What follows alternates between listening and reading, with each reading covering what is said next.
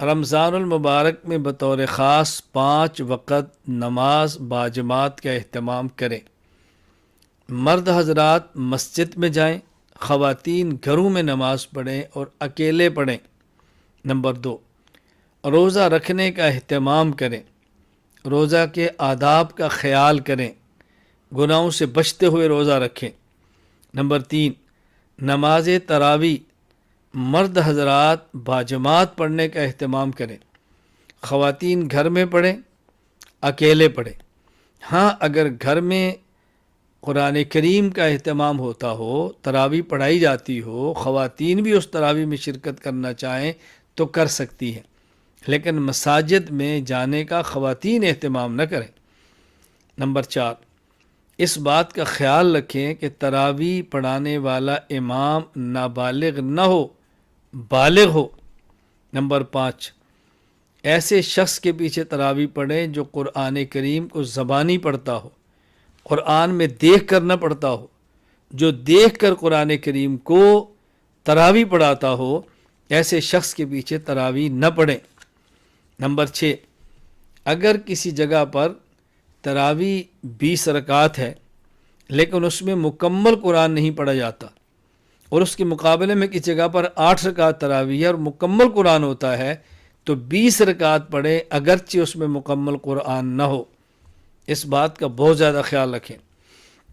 Number 7، اگر تراویح پڑھانے والا امام نابالغ ہو یا تراویح پڑھانے والا امام قرآن سے دیکھ کر تراویح پڑھائے تو ایسے شخص کے پیچھے تراویح پڑھنے کی بجائے اپنے گھر میں پڑھیں، اپنی اہلیہ اپنے بچوں کو پیچھے کھڑا کر کے جماعت کرائیں۔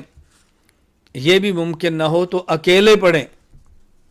نمبر 8، قرآن کریم کی تلاوت یومیہ 2 پارہ کریں، وگرنہ کم از کم 1 پارہ تو ضرور ہی کریں۔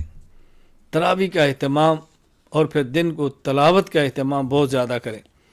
نمبر 9، نوافل کا اہتمام کریں، مثلا تہجد، اشراق، چاشت، اوابین، صلاۃ التسبیح، تحیۃ الوضو، تحیۃ المسجد، صلاۃ التوبہ، نوافل کا اہتمام کریں۔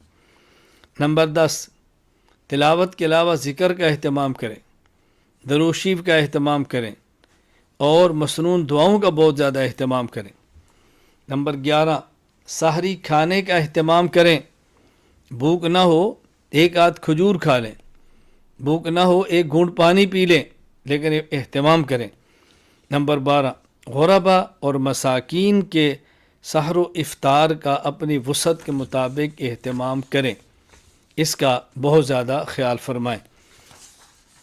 نمبر 13، اس ماہ میں سخاوت کا بہت اہتمام کریں، عزیز و اقارب غریب ان کی مدد کریں، قرب و جوار میں دوست ان کی مدد کریں، مدارس کا تعاون کریں، علماء کرام کی خدمت کریں، علماء کرام کو ہدیے دیں، اپنی مسجد کے امام کو ہدیہ دینے کا بہت اہتمام کریں۔ نمبر 14، زکوٰۃ، صدقۃ الفطر اور دیگر صدقات کا بھی اہتمام کریں۔ نمبر 15، اس ماہ میں بطور خاص سوشل میڈیا، ٹی وی وغیرہ پر آنے والے غیر مستند اینکر سے اجتناب کریں۔ میں ایک بات بڑی تاکید کے ساتھ کہتا ہوں کہ آپ کا کسی شیخ سے بیعت کا تعلق ہے اور ان کے دلائل کے ساتھ مسائل موجود ہیں تو انہیں سنیں، اور بطور خاص وہ لوگ جو ہم سے جڑے ہوئے ہیں، ہم ضرورت کے مطابق یومیہ کی بنیاد پر ان کو بیانات بھی دیتے ہیں، تحریر بھی دیتے ہیں۔ اس کا خیال کریں، اس کا خیال کریں، ہر ایرے غیرے کو مت سنیں۔ نمبر 16، اہل حق علماء کے بیانات کو سنیں، جو اہل حق نہیں ان کے بیانات سے خود بھی بچیں، دوسروں کو بچائیں۔ نمبر 17، آخری عشرہ میں اعتکاف بیٹھنے کی کوشش کریں، مرد حضرات مسجد میں اور خواتین اگر اعتکاف بیٹھنا چاہیں تو گھر میں، مساجد میں خواتین اعتکاف نہ بیٹھیں۔ نمبر 18، اپنے ماتحت ملازمین کی رعایت کریں، جو روزہ رکھتے ہیں، خیال کریں۔ نمبر 19، تاجر برادری ان دنوں میں اشیاء کو کم نرخ پر بیچیں، منافع کم کمائیں، رمضان اور عید کی وجہ سے نرخ بڑھائیں مت۔